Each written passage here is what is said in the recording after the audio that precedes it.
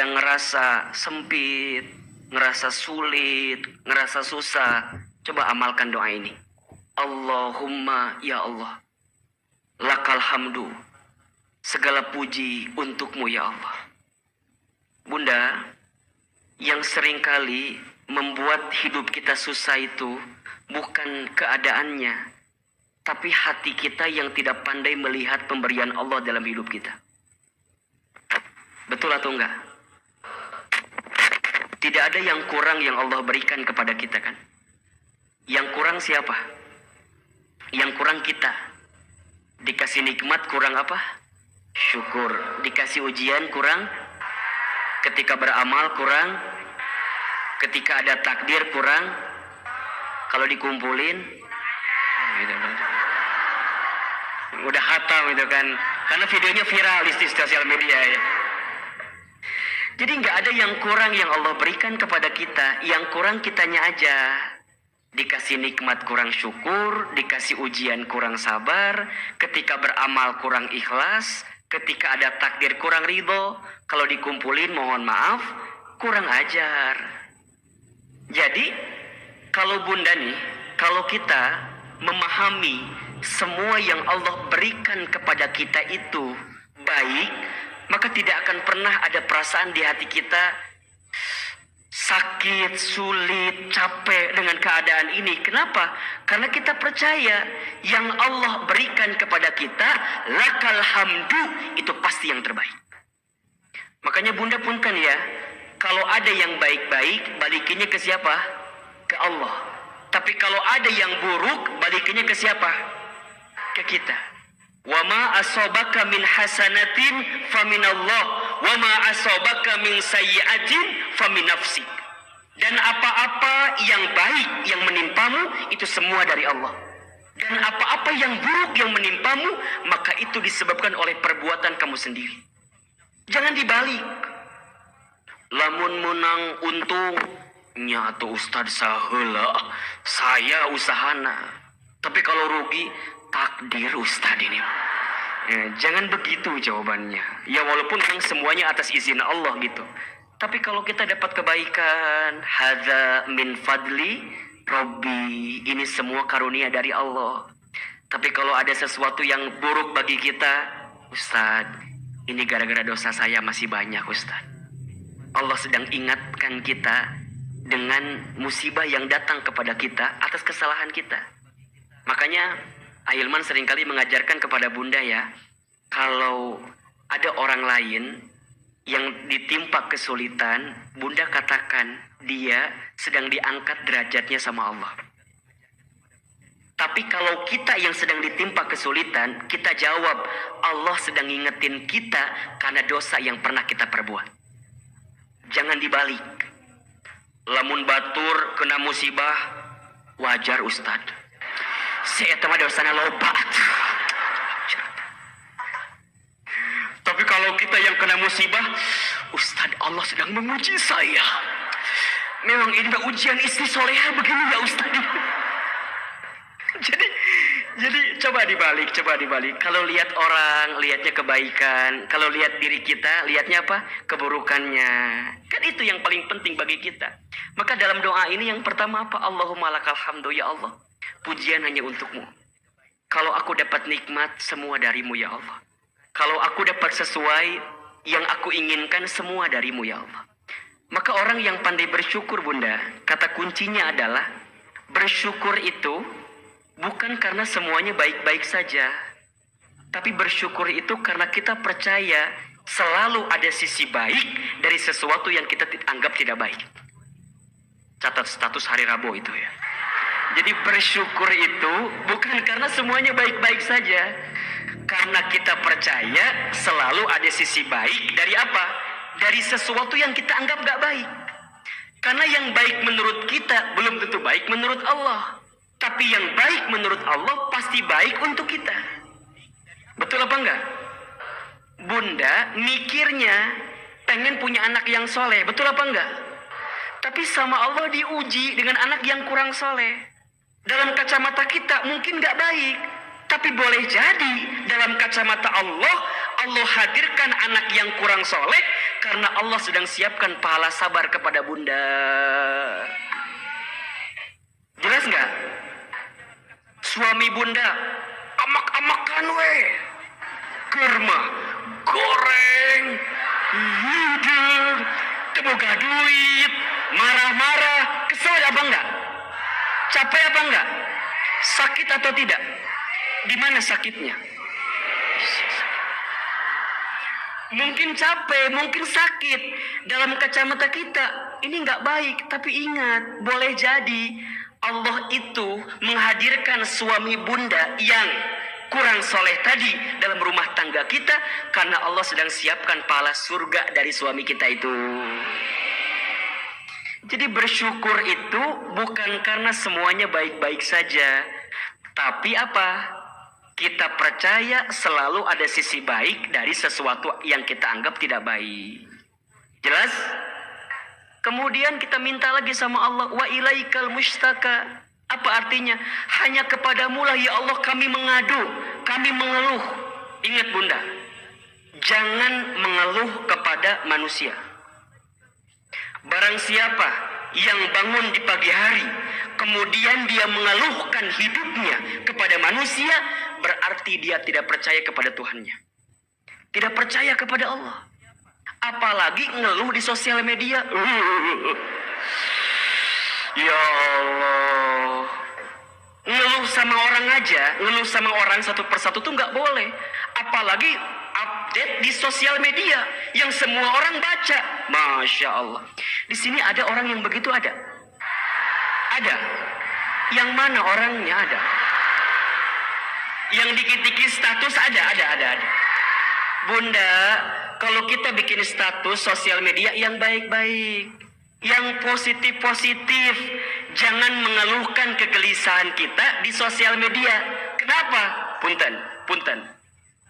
Yang mencintaimu tidak butuh itu, dan yang membencimu tidak percaya dengan itu. Saya ulangi, jangan sibuk menceritakan tentang dirimu kepada orang lain. Karena yang mencintaimu tidak butuh itu, dan yang membencimu tidak percaya dengan itu. Catat hari Kamis status itu.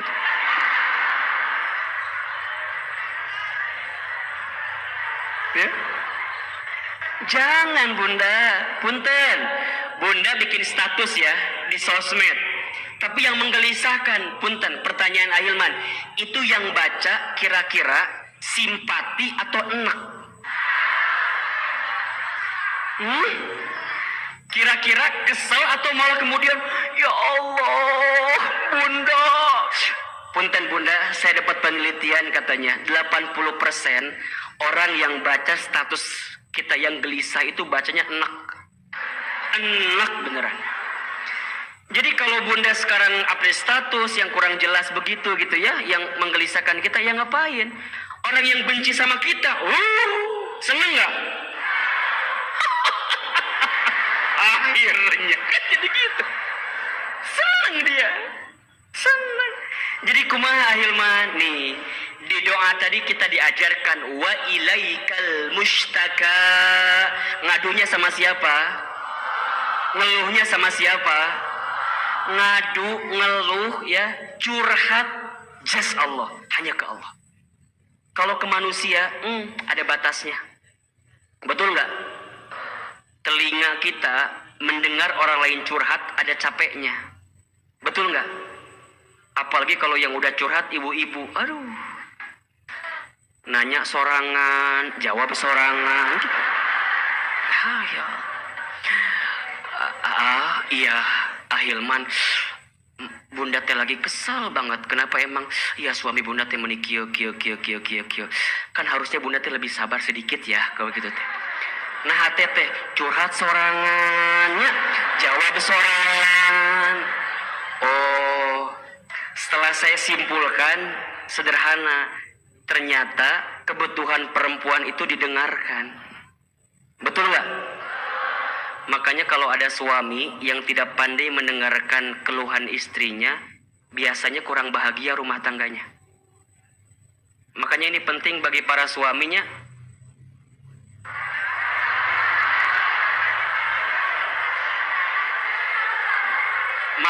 makana handphone teh standby kita. Kita diulangi deui da atuh. Ahilman teh paling hese mengulangi kata-kata yang sama. Jadi poho deui we tadi ngomong naon. Jadi ya gitulah pokoknya. Jadi Bunda ya, ini setuju nggak kalau kebutuhan perempuan itu didengarkan? Setuju nggak? Setuju. Kan begitu ya. Perempuan itu kan makhluk yang selalu ingin didengarkan, tapi nggak mau mendengarkan gitu. Matakna ahilman kalau sama perempuan biar cepet iya aja. Ayah, nanti kita ke ini ya? Iya. Nanti beli tas baru? Iya. Nanti umroh? Iya. Nanti apa kira-kira? Ya pokoknya mah. Ya jangan mengatakan tidak sama perempuan katanya. Kecuali setelah itu akan ada masalah selanjutnya gitunya. Ya gitu ya. Karena perempuan itu katanya kebutuhan kosakatanya sehari itu minimal berapa puluh ribu? Bukan 3 bukan. Kalau nggak salah 25.000 katanya. Jadi ahilman mah kalau istri ahilman lagi bicara banyak, biarin aja. Lagi menghabiskan kuota kosakatanya kali ya. Biarin ngobrol cucu. Dan yang lucu kadang-kadang menceritakan bab yang sama 99 kali. Tahu yang diceritakan teh. Perasaan kemarin teh udah. Nah tapi kalau suami yang benar, yang baik, yang hebat, walaupun istri menceritakan perkataan yang sama, dia tetap antusias. Ayah, Bunda mau cerita? Boleh. Cerita. Itu kamari si Ibu Agusnya. Ibu Agus teh meuli kulkas anyar. Nah itu tuh hari pertama tuh. Hari kedua cerita deui. Ayah, apa? Tahu nggak? Si Bu Agus teh kulkasna 3 pintu coba. Mama kemarin kan itu. Jadi topiknya masih sama, ya walaupun agak sedikit diperlebar gitu ya kayak pembahasannya. Tapi dengerin aja. Masa? Bener? Serius? Masa? Pokoknya mah liur dah. Matakna Bunda punten ya, punten. Bedanya kalau perempuan ingin didengarkan, kalau laki-laki itu ingin ditenangkan. Makanya, nih, punten. Kalau Bunda di rumah tidak bisa menghadirkan ketenangan bagi hati suami, jangan kaget kalau suami mencari ketenangan di luar rumah. Nah, yang direkam bab ini silakan, bab yang tadi direkam. Kalau yang bagian ke Bunda direkamnya, makanya akhirnya suka, wah Ustadz mah cenau. Ustadznya ibu-ibu lain karena direkamnya pas ibu-ibu hungkul ya, yang menyenangkan bagi ibu-ibu direkam gitu. Jadi laki-laki butuh ditenangkan, perempuan butuh didengarkan. Jadi masing-masing harus punya kemampuan yang sama. Laki-laki pandai mendengar, perempuan pandai menenangkan, alias ulah ngomong wae di mata. Gitu, bahasa gampang nama, gitulah gitu aja. Jadi kumaha wa'alaikal mustaka, kita curhat sama Allah, ngadu sama Allah. Ingat ya, barang siapa yang mengeluhkan urusan dunianya kepada manusia, maka di pagi hari itu dia boleh jadi tidak percaya dengan Allah, tidak percaya dengan Tuhannya. Kemudian yang ketiga, wa antal musta'an, apa artinya? Dan hanya Engkau yang bisa nolong kami ya Allah. Bunda, kalau kita sudah mentok nih hidup kita, dan kita bingung, udah nggak ada lagi pertolongan, kita tuh udah Ustadz udah berat lah. Maka udah saatnya biarkan Allah yang ngatur hidup kita. Ingat ya, kadang kalau kita lagi ngadepin masalah, suka bilang gini ya, Ustadz kayaknya udah nggak ada jalan keluar. Kadang-kadang suka begitu tuh. Ingat Bunda, analoginya tuh kayak mobil ya. Mobil itu kan kaca bagian depan kalau kena debu, kotoran, jalannya kelihatan apa enggak? Enggak kan? Tapi jalannya ada enggak? Saya ulangi pertanyaannya. Ada mobil, kaca depannya ketutup sama kotoran sama debu. Jalannya ada nggak? Kelihatan atau tidak? Pertanyaan Ahilman, berarti yang kudu dibersihkan apa? Debunya atau jalannya? Debunya. Jalannya ada apa enggak? Percis ketika Bunda punya masalah. Jalan keluarnya ada, solusinya ada, tapi barangkali nggak kelihatan. Kenapa? Mata kita tidak membuka, hati kita sempit. Kenapa?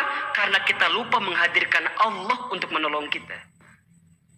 Jadi tidak ada masalah yang besar karena kita punya Allah yang maha besar. Tidak ada masalah yang berat karena kita punya Allah yang maha besar. Yang jadi masalah apa coba? Kita tidak menghadirkan Allah dalam masalah hidup kita.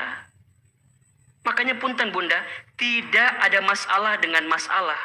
Yang sering jadi masalah, sikap kita menghadapi masalah itu. Karena masalah itu singkatan masalah masa mengenal Allah. Status hari Jumat itu tuh.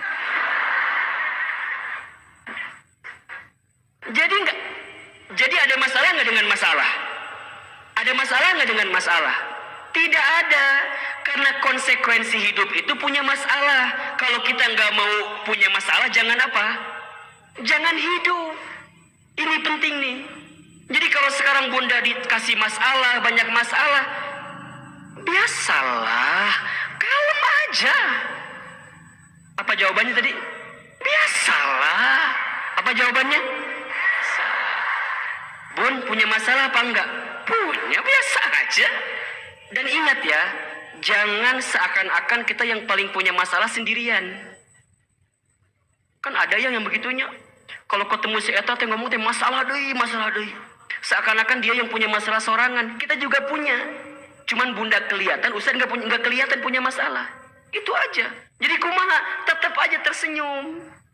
Bun, punya masalah apa enggak? Allah iya mah kadang-kadang meni karunya teh. Ustaz, udah hopeless hidup teh. Kumaha gitu?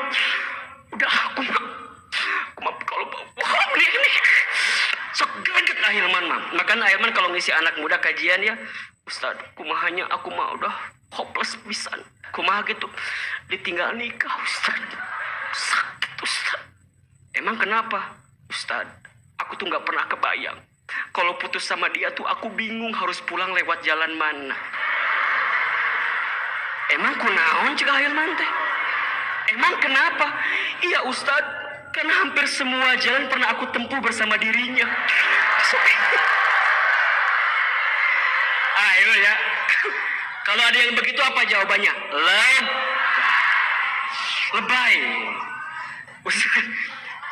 Ustaz, aku mah nggak tahu kalau nggak jadi nikah sama dia tuh aku mah mau puasa selamanya. Kok puasa selamanya? Iya, karena aku bingung harus makan makanan apa. Kalau ingat makanan ingatnya sama dia. Udahlah, gak usah kayak gitu-gitu, biasa aja. Ya, konsekuensi hidup tuh punya masalah.